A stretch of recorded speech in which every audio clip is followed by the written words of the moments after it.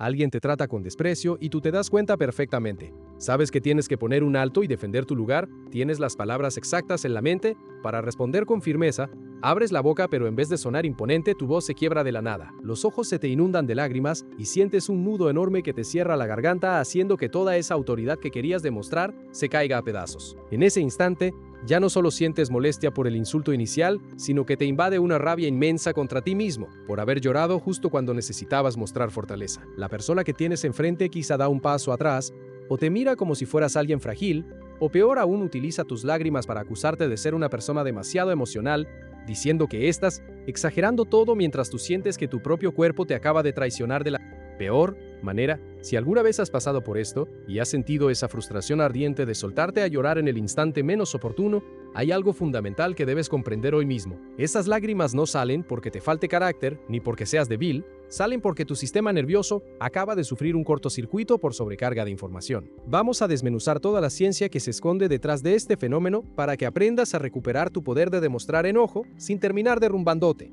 Nadie debería verse obligado a elegir entre expresar lo que siente y recibir el respeto que merece. Para empezar, tienes que mirar el enojo desde otra perspectiva, ya que no es una emoción que nace sola, sino que funciona como un escudo protector. El enojo aparece como un guardián de emociones mucho más vulnerables, como el miedo, el dolor, la sensación de injusticia, la impotencia o la traición. Cuando una persona cruza tus límites o te ataca, tu cerebro enciende una alarma instintiva ordenándote que te defiendas y utiliza el enojo como una herramienta evolutiva perfecta que te inyecta energía, claridad mental y fuerza física. Es tu mecanismo de supervivencia puro, pero el dilema comienza si tienes un sistema nervioso altamente sensible que absorbe y procesa los estímulos a una profundidad extrema, porque entonces tu molestia no viaja ligera, viene cargando todo el equipaje pesado que hay debajo. Arrastra el dolor original que provocó el conflicto, el pavor interno a la confrontación, toda la frustración que llevas guardada y la inmensa sobrecarga sensorial del pleito. En sí, toda esa avalancha de sensaciones exige salir de tu cuerpo al mismo tiempo. Así que tu organismo toma una medida drástica al darse cuenta de que procesar todo eso a través del enojo es una tarea imposible. El sistema colapsa y acciona la palanca de emergencia que es el llanto. Llorar es literalmente la válvula de escape que tu cuerpo utiliza cuando la cantidad de emoción supera tu capacidad de contención. Si miramos dentro de tu cerebro durante un episodio, así veremos que al enojarte se enciende la amígdala, que es tu centro de alertas, ordenándole a tu anatomía que se prepare para pelear. El corazón empieza a latir con fuerza, tu respiración se vuelve superficial y rápida, y tus músculos se ponen tensos mientras tu corteza prefrontal intenta armar un discurso lógico para defenderte. La trampa para las mentes altamente sensibles es que mientras todo este caos físico ocurre, el cerebro sigue absorbiendo datos del exterior y del interior de forma masiva. Estás decodificando el tono de voz de tu oponente, analizando su postura corporal, sintiendo la tensión eléctrica del lugar, recordando peleas pasadas parecidas, calculando los riesgos de empeorar las cosas y lidiando con tu propio huracán emocional. En un segundo dejas de procesar una simple molestia y te encuentras manejando 10 dimensiones emocionales simultáneamente, lo cual es demasiado para cualquier sistema nervioso.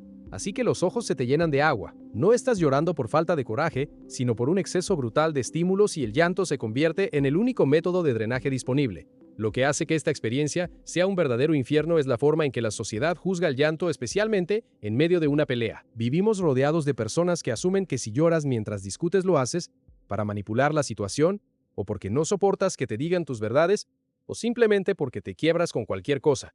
Pero esa creencia es una absoluta mentira. Soltar lágrimas mientras sientes rabia no borra la validez de tu reclamo, ni significa que estés haciendo un drama de la nada.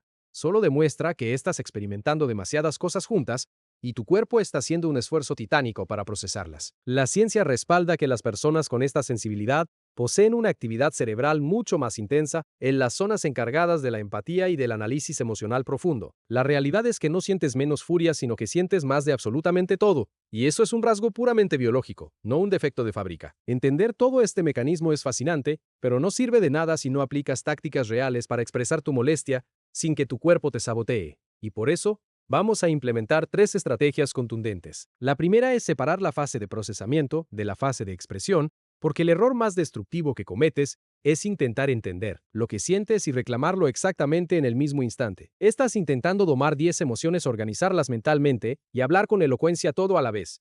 Y eso siempre termina en un derrumbe emocional, así que la próxima vez que sientas el enojo subiendo y las lágrimas asomándose, exige un momento. Pide que te den 3 minutos y sal de esa habitación para permitirle a tu organismo hacer su trabajo. Respira hondo, conecta con esa furia e identifica la herida que late debajo de ella. Y si necesitas soltar lágrimas, déjalas fluir, pero hazlo a solas donde puedas vaciar el tanque sin tener espectadores. Una vez que esa primera marea intensa retrocede, puedes regresar al campo de batalla y articular tu mensaje con un sistema nervioso mucho más despejado. Esto no es escapar del problema, es aplicar regulación estratégica para garantizar que la conversación realmente funcione. La segunda estrategia consiste en procesar todo por adelantado siempre que sepas que se avecina una charla complicada para evitar entrar al ruedo sin preparación. Tómate 10 minutos previos y plasma en un papel que es exactamente lo que te causa indignación, qué cambios necesitas exigir, qué frontera rompieron y qué vas a solicitar, pero sobre todo escribe qué es lo que te aterra de ese enfrentamiento y qué dolor se esconde bajo tu rabia. Cuando haces este trabajo previo, le ahorras a tu cerebro el desgaste de descifrar el misterio en tiempo real, porque ya reconociste el miedo y le diste validez a tu molestia, de modo que al momento de hablar, solo te dedicas a transmitir el mensaje, reduciendo casi a cero el riesgo de un colapso. La tercera maniobra es expandir tu ventana de tolerancia ante la fricción, porque si pasas la vida huyendo de los problemas, tu organismo jamás entenderá que tiene la fuerza para superarlos, y cada vez que te topes con un roce, tu cuerpo entrará en pánico por falta de entrenamiento. La solución es exponerte a pequeños conflictos que no representen un peligro gigante, como pedir un cambio de producto en un local, señalar un cobro equivocado, o exigir que no te hagan perder el tiempo. Usa esos momentos de bajo riesgo para entrenar tu capacidad de decir que no. Y si sientes que quieres llorar, haz una pausa, respira, pero no te retires. Poco a poco tu biología comprenderá que es posible sentir enfado y expresarlo sin desmoronarse, haciendo que tu capacidad de aguante crezca enormemente. Ahora bien, si llevas años acumulando silencios y reprimiendo tu voz, es muy probable que tu cuerpo reaccione de forma desproporcionada, generándote taquicardia, sensación de asfixia o dolor estomacal, con solo imaginar un conflicto, y esto pasa mucho en personas con este perfil. En esos casos, el cuerpo se queda atascado en un modo de alerta perpetua donde ninguna técnica de diálogo servirá hasta que logres apagar esa alarma fisiológica. Así que he preparado un material enfocado en calmar estas manifestaciones de ansiedad que te ayudará a regular tu biología primero. Hay un elemento oculto en todo esto, y es que a veces esas lágrimas furiosas no nacen del problema actual, sino de una inmensa rabia vieja que jamás pudiste liberar.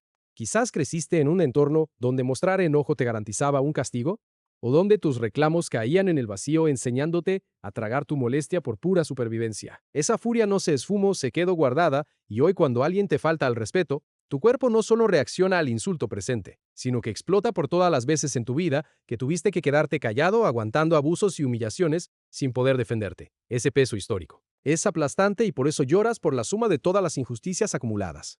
Si te identificas con esto, el primer paso no es evitar el llanto, sino reconciliarte con esa rabia antigua, dándote el derecho absoluto de sentir enojo por el pasado, ya sea buscando apoyo terapéutico, escribiendo palabras llenas de furia que nunca entregarás a nadie, o liberando energía física golpeando un cojín, porque la frustración que no se drena de forma activa siempre buscará salir como llanto involuntario. Cuando logres limpiar ese depósito antiguo, tendrás el espacio libre para lidiar con los retos nuevos. También es crucial saber maniobrar cuando el llanto ya ocurrió en medio de la discusión, porque muchas veces el conflicto original se olvida debido a que las lágrimas acaparan toda la atención y la otra persona las usa como excusa para invalidarte. Tienes que aprender a retomar el control de la plática, diciendo claramente que sabes que estás llorando, pero que eso sucede por la intensidad de tus emociones y que de ninguna manera resta importancia a tu exigencia, o pidiendo un segundo para estabilizarte, aclarando que el problema sigue sin resolverse y que la charla continuará. La clave es no permitir que tu llanto se vuelva el tema central, sino reconocerlo y devolver el foco al problema principal, exigiendo respeto. El verdadero villano de esta historia no es tu forma de reaccionar, sino este mundo que aplaude las lágrimas de alegría o de tristeza,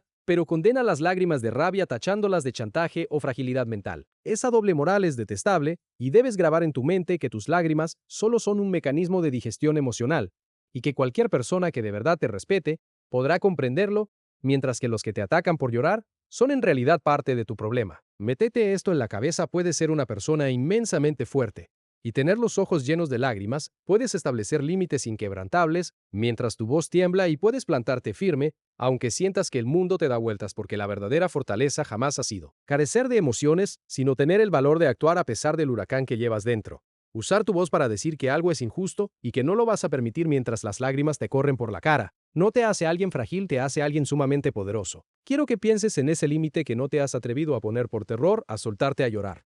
y que reflexiones sobre lo que necesitas reclamar y que miedo te paraliza para que empieces a validar tu propio dolor antes de la batalla. No tienes que iniciar la guerra hoy mismo, pero prepárate para ese momento y cuando llegue el día de alzar la voz sí, terminas llorando, recuerda que esa reacción no te quita una sola gota de valor, simplemente demuestra que eres humano. Si estas palabras lograron quitarte un peso de encima y te ayudaron a entender que no hay nada mal en tu manera de procesar el mundo, haz que este mensaje llegue a las personas que también se sienten rotas por llorar cuando se enojan porque necesitan saber con urgencia que no están descompuestas. Seguiremos explorando estos misterios de la mente en el futuro. Este es tu espacio seguro para la salud mental.